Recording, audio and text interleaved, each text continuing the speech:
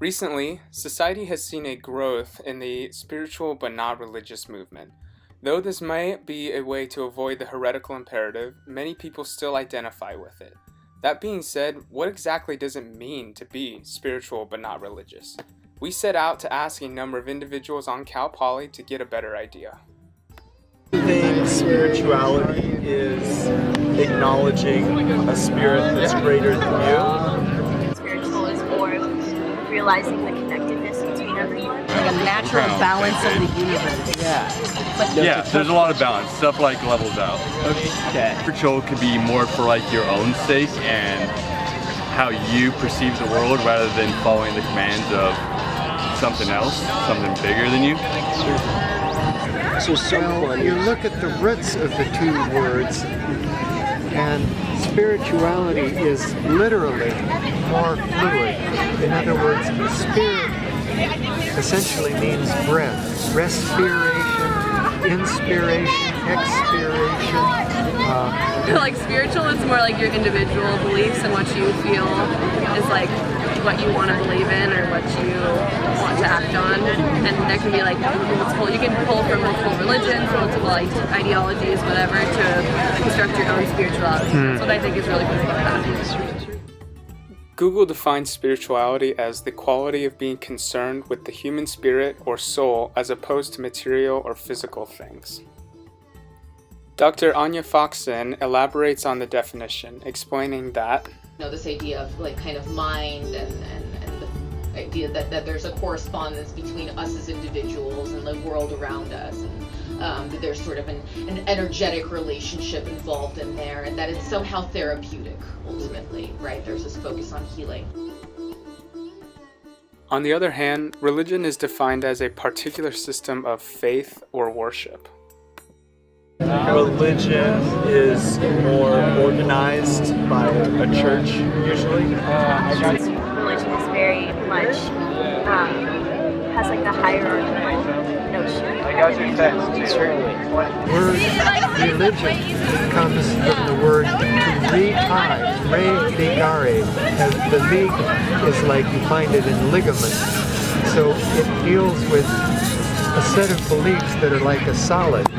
You know, this is what I believe, and it's like you stand on that set of beliefs and interact with the world. Spiritual is like more within you, and religion is more organized. A lot of religion to me, I mean, I'm not like an expert on religion, but seems to be like obeying the rules of like a greater being or something, and spirit. I feel like essentially they're all very much the same, where it's like one higher power and then some descendants or like other people that will like spread his or her teachings. So I think essentially they're very similar, based around the same idea of power structure. I would be more spiritual than religious as well, just because like I went to Catholic school and right away they were just like drilling like why God is real, like this is the evidence, like it's in the Bible. I was like, okay, wow, you have to like force it down my throat. It's like not really something that I can like believe in. Like religion I see as organized religion, and like I've personally had like weird experiences with like organized religions I've tried to be a part of, so then I just sort of went into the spiritual category, kind of like, and in a totally, I don't have a definition of what I actually believe in, and it doesn't line up with like any official like Dogma. yeah. Exactly, yeah. What seems to be the case is that to most people, religion is institutional.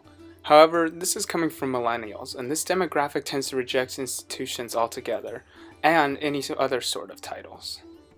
There's almost certainly a specific kind of generational, like millennial flavor to this, right? Just because of the whole, like, labels.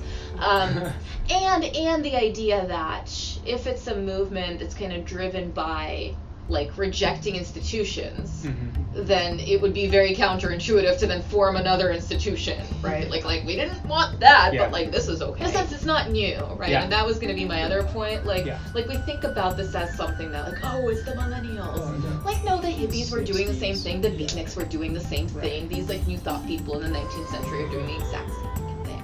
It's not a new impulse, right? It just looks a little bit different as we go along.